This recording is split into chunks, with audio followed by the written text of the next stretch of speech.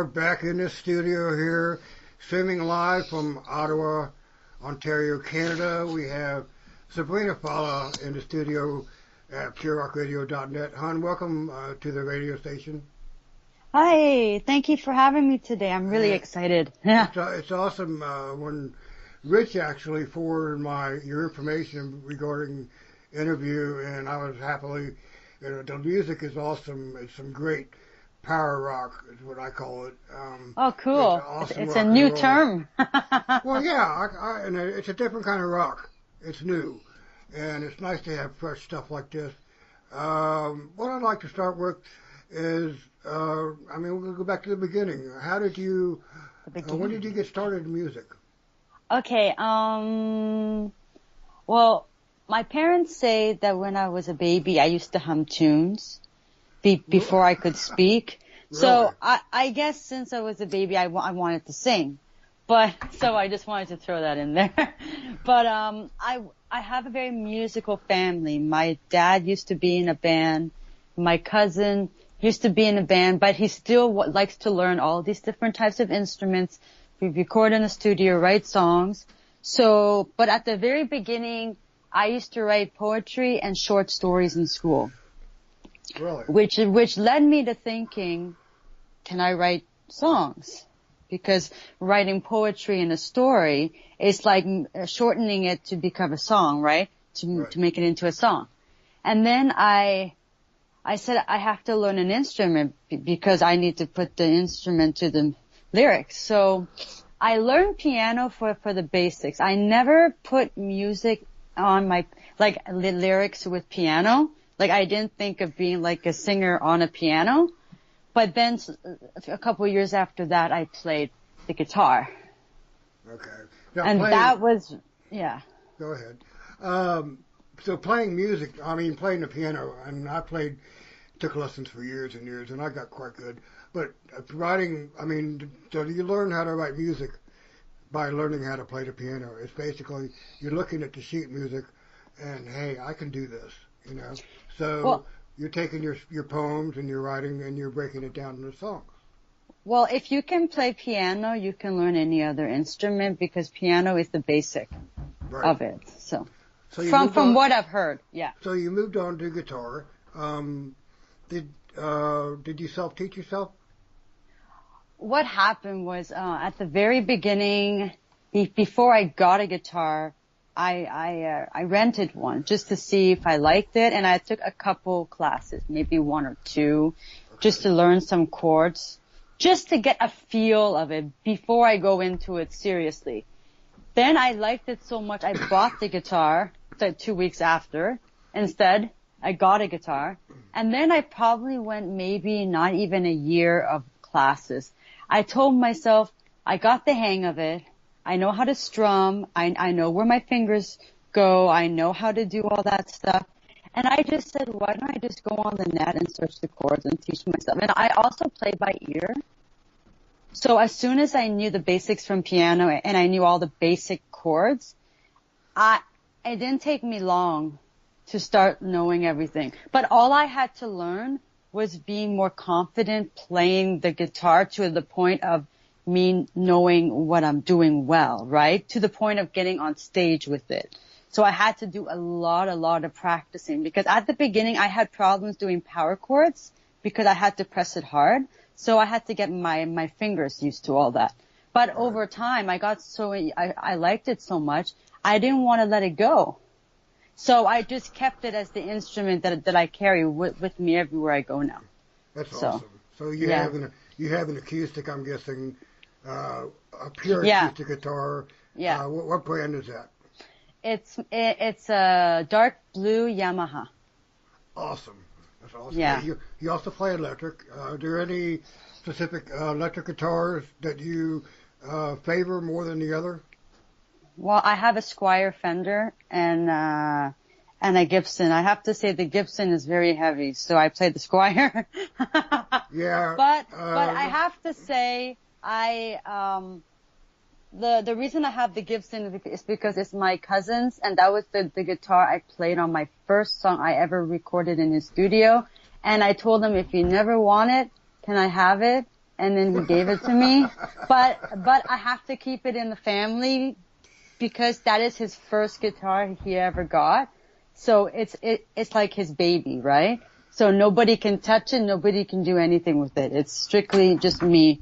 But other than that, I do like electric, but I'm so used to playing acoustic live. And what I like about acoustic is you can go anywhere and like rock out, and nobody is gonna say it's too loud or it hurts the ears or anything. It's just it's smooth, rocky sound that is good to the ears for anybody older or younger who's listening. That is an advantage, playing the acoustic electric. The problem and I've talked with many bands in the past, the problem with gigging with an electric, heavy metal or rock band is you have to find a good venues. And if it's not a good sounding venue, you're going to sound bad. And definitely. And you play an acoustic 99% of the times where you go. Most of the time, You can play just about any place you want to with just a few amps, whatever you've got, and you're all set. Or if the venue is not as big but fits a lot of people, sometimes if people are very quiet, I can even play unplugged. I had to do that once if they had a equipment problem. So having an acoustic gives you the opportunity to be unplugged too, because electric unplugged you can't hear. Right, of course. Very well. So I'm just saying acoustic can save you through a lot. Well, it's got advantages because we spoke before. I play bass. You can't play that unplugged. But I think they have acoustic bass now. Oh yeah, they do. They do have acoustic basses also. It's very interesting. They are doing all that now. Yeah. Now let's back up just a little bit. You're coming up through high school. Were you musically inclined in high school also? Yes. The first, I think grade 9, I did choir. I did a choir class. Gosh, that was so long ago. I'm trying to remember. But I was a soprano singer at that time. So I was very heady and it was fun. But that was just because I wanted to have a musical class as one of my, programs in the school. But but then in college, I took a music business program. That's so cool. I went into music. So you have a college degree. I have a college degree for music, not instrumental. I mean like the music industry, like law, recording, stuff like that. Well, hey, any little bit you know about music helps. Now, actually, I've learned a lot, and it has helped me till now. So it's good stuff. That's awesome. Now, what I wanted to ask you was, as an artist, outside of, your music, do you have any hobbies that contribute musically, in essence, that to rejuvenate your music? Do you have any hobbies that are not music that can help you out? Did you understand that? Yeah. Do I have anything outside music that I do that could be included in music? Well, yeah. Does it, help you think of songs, creativity, things like that? I think anything you do in your life you can write about. So if I'm riding my bike or if I'm reading a book or if I'm watching a favorite TV show, it can give you ideas. Also, I love to bake, but I haven't written a song about baking yet. but I do like feeding squirrels, and I know if people who are listening who have followed me can know that I love feeding squirrels, and don't be surprised if I put out a song about squirrels because they're really sweet, and once they get to know you, they're very fun to be around. Well, yeah, they are, and that's funny you said that because I've been to the Grand Canyon up here, Yeah. And when you get up to the canyon, the rim, on the south side of the rim, the squirrels will come up to you and eat out of your hand. and they're so domesticated because there's so many people that go up there. Squirrels are very cool. I have to agree with you on that. Now, where I live here, people don't think they're cool. They hunt them. So, sue them. Anybody touches my 7 squirrels in my backyard, I'm gonna go after them because I feed them. I didn't know I was gonna get the whole family. Like every day I knew one is coming in. I had a cute chipmunk come up to me. I was putting the peanuts on the plate and I didn't know the chipmunk was right next to me because I didn't see it, so it didn't get scared. I turned around, I just gave it to it. And it put it in its mouth. I'm like, oh, it's the cutest little thing. The way they hold the peanut in their mouth is so cute. Yeah. They're adorable. Yeah. They are cute. In 2012, you recorded your first EP. It was self-titled. Yeah. And as I can remember from my reading, that it was recorded in England. Is that correct? Yes. Yes, with Stuart Epps. Yeah. And how did you end up over in England doing that? Well, as I said earlier, I went to college for music, and one of my courses included in the program was a producer's class. So once a week, we would either have a producer come in, or call us on the phone, or on Skype. So Stuart was calling on Skype that day, and he was on video, and we were on video too, on camera. And I didn't know he could see me in the class. So he asked all these questions, and we raised our hand. Out of the blue, he picked me, and he talked to me, and then at the end of the class, he asked my teacher to give me his contact, and then 2 years later, I recorded with him. Over in England, that's awesome. I have to say, opportunity can happen at any moment, yeah, so be ready. Be ready. You're absolutely right, and that was a big plus for you, I'm sure. Yeah. That album. I played that album this past Wednesday, and I don't know, you mentioned that you thought that the new EP was harder. There's nothing soft about your 2012 EP. It's very good, solid rock and roll. I compare it just as much to your new one, really. Cool. And so you take 5 years. You have a lapsed time of 5 years there. What was there? Something going on that you didn't want to produce music? No, I was trying to, first of all, in between, I was trying to think about what route should I go. I was also trying to build up my stage presence at the same time. Write more songs, meet more people, take time to build up my, the things that I have to do to get to the next level. I didn't just want to jump in the studio, and I also had to search for another producer.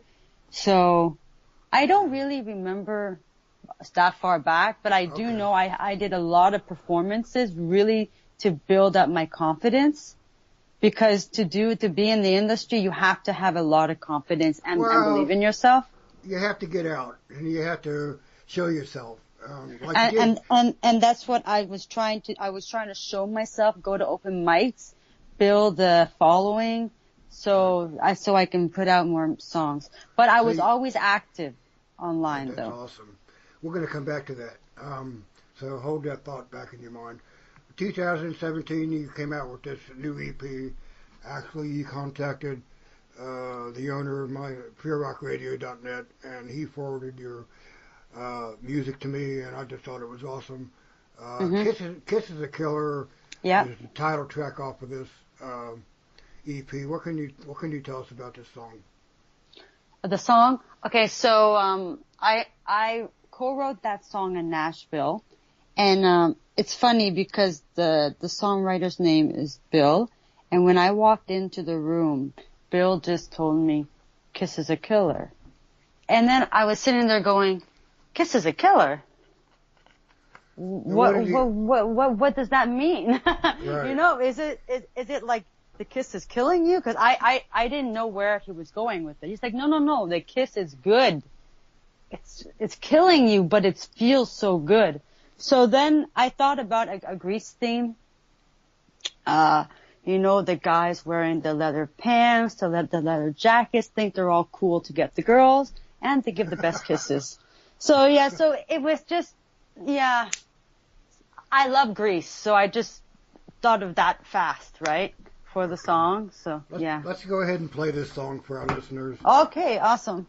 All right, this is Sabrina Fallah off her new EP, Kiss of the Killer. This is the title track off of that EP, and you're tuned to PureRockRadio.net.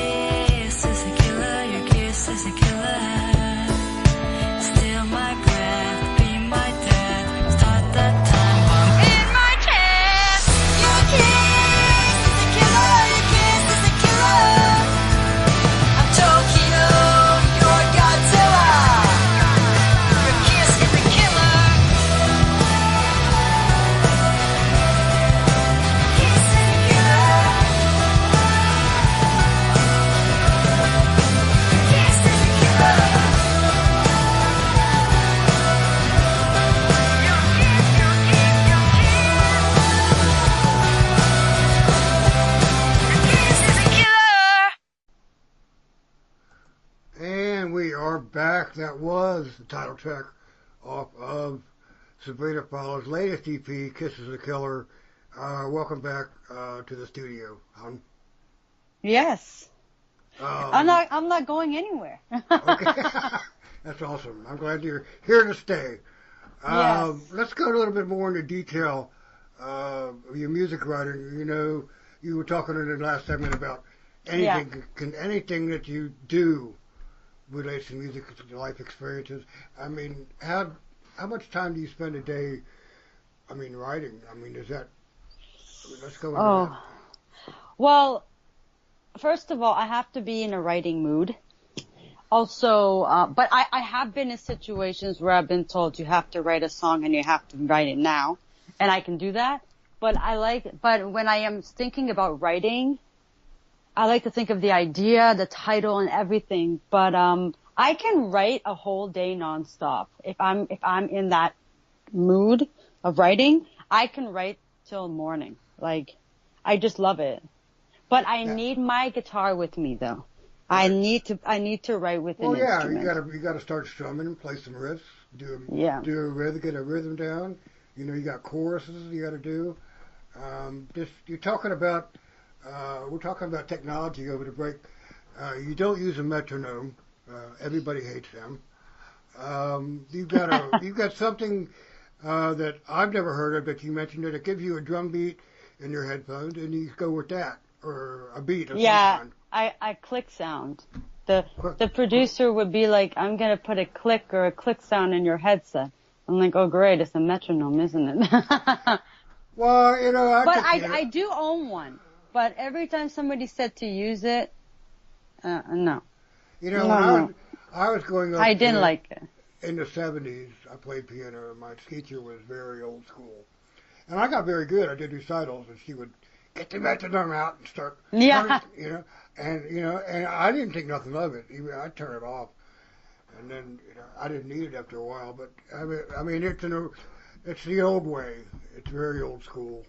Um, we were talking about Mhm. you're playing electric guitar. Do you take electric guitar with you when you go out to play with sometimes? If the venue says you have to play electric, because sometimes the venue is built for electric, for bands, right? Okay. So, but most of the time I go as an opening act and they don't really care how you play. So, So as you write your music as all acoustic. I write my music with acoustic, but it can also be played on electric too, right? Okay. And the video Frontline Yeah. it's a very solid video. Something like that. When something like that is produced, does your producer uh, he cuts in the music, the basses, the guitar, and the drums? Yeah, Chris Burkett, who produced it, he played the bass, the guitar, and the drums on that track. Okay. He played he did the whole product, the whole production side. So, and he rocked it out. Like he really put in what I told him I wanted it to sound like, to feel like, the attitude, the emotion. He put it in the song. I was so amazed by how it came out in the end. I'm like, that's exactly what I wanted. That was the sound at the time I was looking for. I wanted So, to ask you. I mean, you go back to where you have to, having to decide mhm. what you're going to do with your future, what kind of road you're going to take with your music. Did you ever think about heavy metal? Ha! Surprisingly, the drummer on my first record was in a heavy metal band. So, I had a bit of that feel on my record. Would I go heavy metal? Probably not heavy metal, but I would probably go darker rock, like harder rock, All right, hard rock. maybe edgy rock, Figure. more raspy, but heavy metal. Actually, I would have to hear it, like all the different styles, because I Right. know there's different styles of heavy metal. I'm thinking of the really grungy style. So it depends, because some people say just play these chords together with this kind of distortion is heavy metal. I'm like, Right. really? So maybe I will one day, but at this point I'm feeling to be more Well, like Green Day, Bon Jovi style. yeah, So you're doing that, and as you listen to your music, I was going to just talk about that. You can hear the Green Day and Bon Jovi, and you can hear the other, the Billy Idol in the music. It's got that beat to it. yeah, It's got the Billy Idol. yeah, yeah, You know how Billy Idol is. yeah. And, Mhm. I mean, the people, I'm playing alternative rock today, and people saying Billy Idol isn't alternative. But if you think about it, I mean, some of his music is pretty weird. It's pretty out there, and it's better. It's definitely a road to follow. Um, any reason you chose Green Day over anybody else? Would I what? Sorry? Green Day is your favorite artist for any special reason? Yes, actually, there is a story for that. Um, when I was 14, I won my first singing competition that led me to wanting to become a singer. But when Green Day's American Idiot album came out and I heard the music, I was like, they got me to find my sound, to become when I heard that album, I wanted to be a rock singer. And through the music, they have helped me so much. It's hard to explain it, but I live on their music and I listen to their lyrics, to the guitar, to the strumming, everything, to get the rhythm, to feel of the rock. But I also like Bon Jovi too, and Billy Idol. But Green Day was the first band I heard that, wow, that's what I want to do. And then I opened up and listened to other bands. But Green Day is like my everything. Okay. Now Yeah. you mentioned the competition. We're going to talk about that because I'm interested in that. Let's go ahead and play another song. Okay. Let's play "Stuck Up" now. Yes. You personally, you wanted to play this. What does this? How did this song come about? It's very Green Day influenced. Really? That's what, yeah. Very simple, very simple. Well, let's go ahead and Very simple rhythm, and you will hear it in the beginning. Okay. That it has a feel of Green Day. Yeah. Okay, let's go ahead and play this. This is off of Sabrina Fallah's new EP, "Kisses a Killer." This is "Stuck Up," and you're tuned to PureRockRadio.net.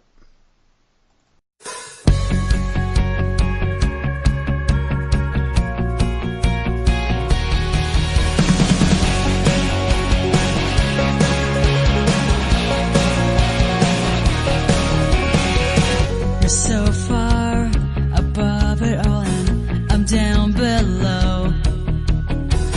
You act like you'll never fall, but what you don't know, that's what Humpty Dumpty thought. The world revolved around him until he got a face full of the ground that's coming at you now. You're so stuck up, stuck up. Don't know who you think you are, but grow up, that's enough. No, you're really not so far above. You're just stuck up.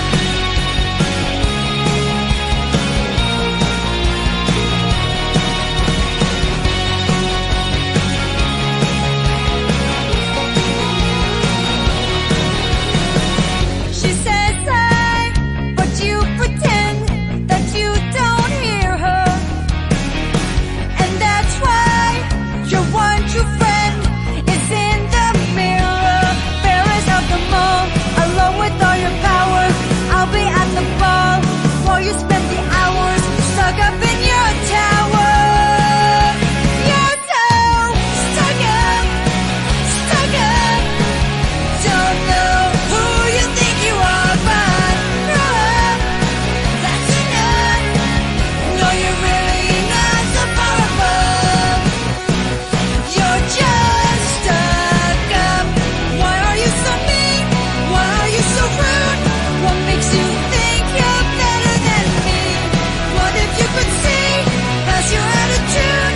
Why does anybody have to be stuck up? Stuck up. Don't know who you think you are, but grow up, that's enough. No, you're really not so far above. Stuck up, stuck up. Don't know who you think you are, but grow up, that's enough. No, you're really not so far above. You're just stuck up. You're just stuck up. You're just stuck up. And we are back in the studio here where I am. I am in Ashburn, Kentucky. We are streaming live from Ottawa, Ontario, Canada. North of us, we welcome back Sabrina Fallah to the PureRockRadio.net studio. Welcome back, hon. I'm back. Welcome back. Yeah. That song does have the Billy Idol feel to it. We were talking in the last segment about the competition. I wanted to ask you about that. If you could elaborate on that, please. Well, I was 14, and how the competition came about, I think that was probably the first place I went for vocal training, and my teacher at that time said, there's this competition, we can learn a song, and you can go and win. And I wasn't in it to win. I was in it just to get on the stage for the stage presence and the fun, right? But I didn't expect to win because there were a lot of people there that were a bit more experienced, that were in the school longer than me. But I'm happy I have a little trophy with a little note on it, and I actually sang One Day by Simple Plan. So I still thank Simple Plan to this day that song made me win. But since that day I didn't want to get off stage. So that was when I said I need to continue. And then that's when I started to say I better grab a guitar. I better write more, grab an instrument and get going. If I want to pursue this, I better get started now, you know? So is that the only competition you did? That I won. Yeah. Well, it doesn't matter if you win or not. It's all about just having fun. I have done a lot of auditions to get into competitions that I never got through because, they look for a certain style, but that was the one that I was in from a school I was in for vocal, and I won. But the other competitions, I had to go through auditions, and I never got through it. And I actually didn't like competitions after that. I said, forget about this. They don't want a rock singer. I'm serious. I'm very serious. When I was young, I was probably the only rock singer at the festivals while I was performing. Nobody else was singing rock. It was, I think people don't believe that women can be rock singers. I want to say this. You're being your own band. You're a one-person band. Mm-hmm. And if you kind of relate to this, if you look at the full bands that are out there now, it's not easy for a full rock band to travel. What they have to do is they use the social media, Facebook, Twitter, to get their music out. Right. Now I'm relating back to the 70s and 80s when social media did not exist. The bands actually had to get out and perform if they wanted to make a name for themselves. That's what I did. Get out. And so you're doing that now, and you have a huge advantage being that you are your own band, because you can go anywhere you want, pretty much any time you want, and I don't have anybody stopping me. and there's no restrictions. There may be the venue wants to looking for this and that, but there's a lot less of a headache. There's a lot less equipment to carry, that's for sure. Yeah, definitely, because most of the venues have the equipment. And that's awesome, because I've been to venues, I've recorded, I've done interviews at live gigs, and these guys have to bring in their own amps, Hitler Dragon and Marshall amps. So, wow. And here if they got their own amps, you just need a soundboard. And exactly. You're all set to go. So, you released your new album this year. What's on the agenda for now? Are you going to go out and play? Well, of course, but I just want to announce that I am actually in talks with a record company as we speak. So awesome. I'm in negotiations.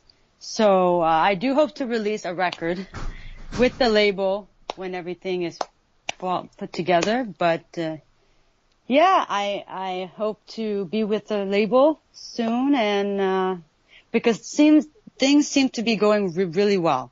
Lots of good things happening in the background. There's a lot of the bands, and as I go through my artists every day, there are a lot more independent bands, indie bands out there than there are bands that are signed, for the simple reason is that the labels are too demanding. And that's why a lot of these bands are just making up their own label. And if you come across a good label, like it sounds like you have, do you see that as being an advantage? Yes. Okay. How's that? I've always wanted a label. Since I was young, my dream was to be with a label. Because I've always wanted to be like my influences. Be with the label, go on the tour, have the bus, have the band, do the interviews, meet the fans, do the big venues, do the... Right. I'm trying to think of... Did you ever dream about putting your name on vinyl? Oh, yeah. That's got to be a big... And that's the best sounding music right there. I mean... oh, yeah. Green Day has their stuff on vinyl. Yeah, so now you want to do it. And I would. And I definitely would love it if I had the opportunity. Your record collectors and people think, well, vinyl's out. I will tell you something. Vinyl is back in really fast. Everybody and their mother, all the rock and metal bands are producing vinyl at rates. I mean, just going to the moon over it. It's just unbelievable. All these vinyl sets are coming out, and yeah, it's one way to go for sure. What do you have any plans for writing your next? Are you gonna? Okay, let me go back. I've confused myself here. You're talking with a record label. Are you gonna wait till you get settled in with that before you write something new? Put something else down? I have ideas. They're in my head. I haven't put anything down because I have to discuss with the label exactly what I'm gonna do. We have already talked about ideas, but I know they're gonna want to have some input, so I have to leave it open. And I know going with the label, always for the first couple of years, they want to have some input with your creativity. So, and I accept that because I know it's going to help me in the long run. You know what? I'm glad you said that because a lot of bands don't accept it. And a lot of record labels are way too demanding, telling an artist, you've got to change that song. I don't like it. You've got to change this part, do this and do that.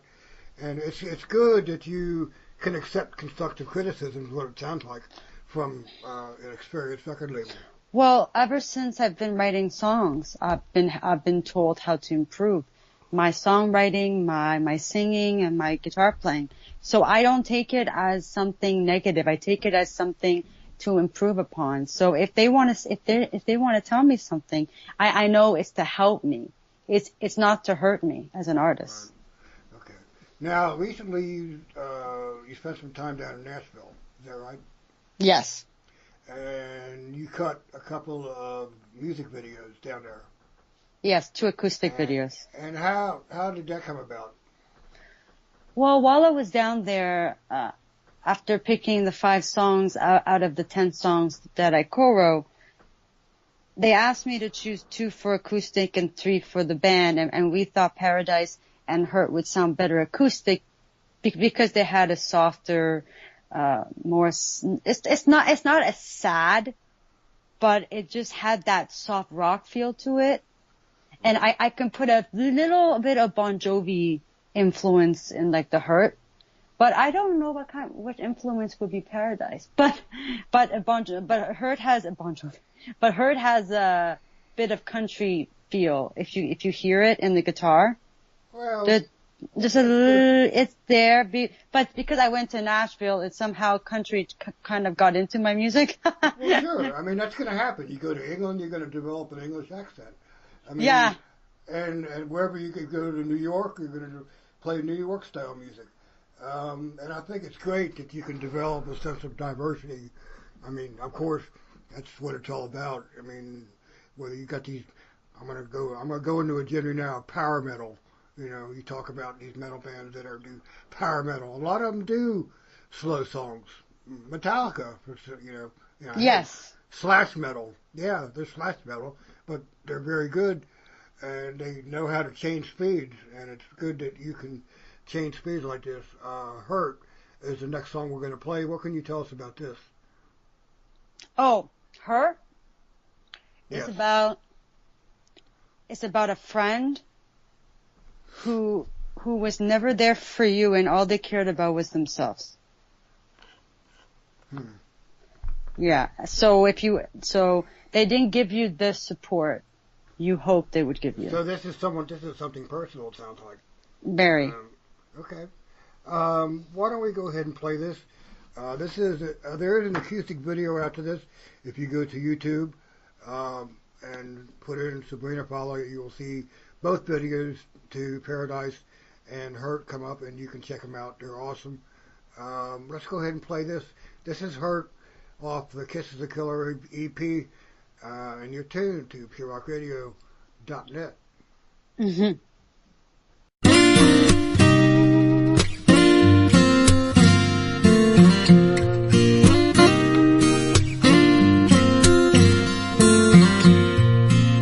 Sitting on this floor tonight, above the broken boulevard, teardrops falling, midnight calling, holding tight to this guitar. Can't stop thinking about all the things you did to me, trying to find a melody that doesn't sound like misery.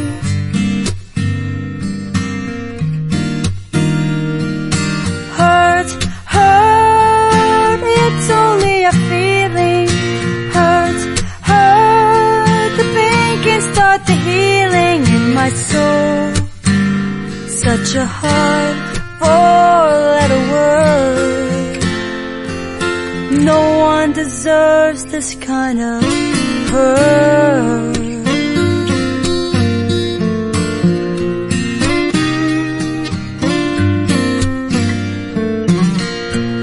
When I needed someone, you were never there. You had to star in your own show. You didn't care about what I wanted, but I'm finally letting go of the hurt, hurt, it's only a feeling. Hurt, hurt, the pain can start the healing in my soul. Such a hard four-letter word. No one deserves this kind of hurt.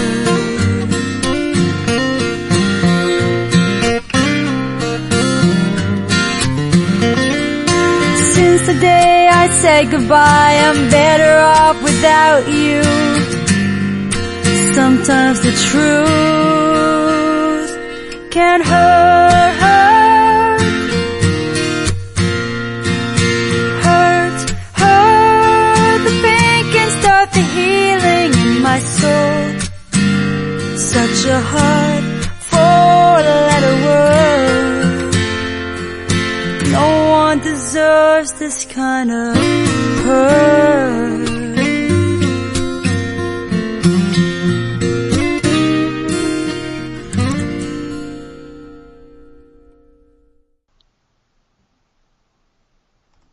And we are back. You are tuned to the Traffic Jam on PureRockRadio.net. We are talking with Sabrina Fallah from Ottawa, Ontario, Canada, about her new EP, Kiss is the Killer. That was the song Hurt, an acoustic. You can find a video to that on YouTube. Thank you. Welcome back, hon. Yep. That's awesome. That's an awesome song. I have to Thank ask you. you, do you prefer the acoustic sound over the electric sound? Because I've been really playing acoustic most of the time right till now, I really like acoustic, but when I do get a band together, I would love to be playing electric as well. So I can't wait to grab the electric guitar. You know, we were talking before the interview started about getting a band together, and these people, and I'm sure you probably posted advertising for this, and the people are being really stuck up, and they're wanting you to pay them for it. And is it really that difficult to get people together to play just for fun? It's very. I could never get a band together in my whole life. That's a shame. So that's why I'm doing it solo, guys. And just some advice: if you can't find people who will commit themselves and want to do the same thing as you to pursue your dream, don't work with them, because they will slow you down. You have to work with people that want it as bad as you do. So if you You're can't find the exactly right right. people, you keep doing it and you will find them. But if you don't, keep doing it. Don't feel bad. You Ask, know, and yeah, yeah, of there's a lot course. of bands out there, and I'm sure you're familiar with the alternative scene. And what you're talking about, I'm going to bring up just a little bit of story. Then I'm going to ask you for a story. You've heard of Tantric. This band broke up because it was turning into a one-person band, and um, the band split up because the guy got too much ego. Oh, Um, wow. Yeah. and Scott Well, that Wilson can was happen. Scott Wilson is the bass player, and I'm talking to him next week. He's with Saving Abel now. So yeah, it can happen. People can get attitudes, you know, but they have to be a part of the music. Right. And if they don't like what they're playing, they're not going to fit it. And you're at the very beginning of this, you know. You have to find someone else who likes playing with you, you know, and likes the music, you know, likes your style of music, and wants to be a part of it. Mhm. Well, yeah, it's all about you. Then you can call. Maybe you can change your name. Just called, hey, you know, Sabrina Fallah band, or you can change your name. You know, bands do that all the time. You know, when you come up with a band, you can, hey, you know, you can change your name. It happens all the time. So Yeah. that's awesome. Why don't you've been out on a gig? You played a lot of shows. Tell me, you got a story or something you can share with the people that might bring back some memories for you? Yeah. It's not like, it's the only thing I can think of. It's something that happened when I was performing. I think I was 18 or 19 years old, and I was performing at the Ottawa Super X, of course, in Ottawa, and it's a very famous festival.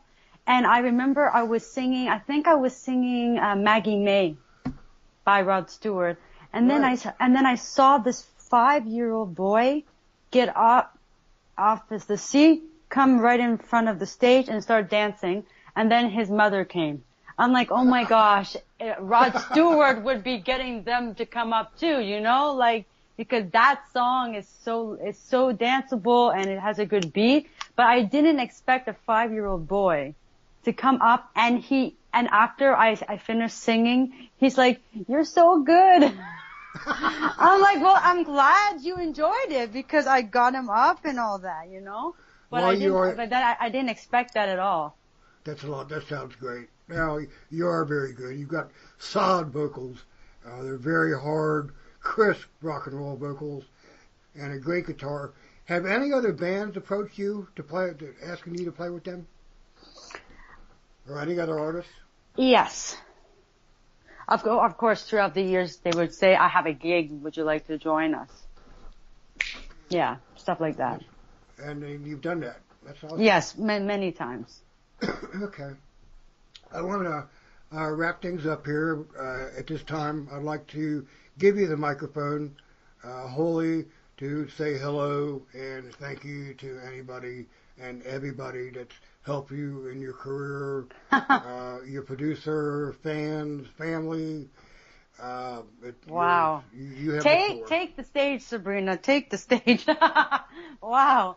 Okay, so let's see. I would just like to thank everybody that has tuned in to listen to me, and I just wanted to say that I do have a website. It's sabrinafallah.com, and you can find all my social media if you would like to follow me. And my music is on iTunes.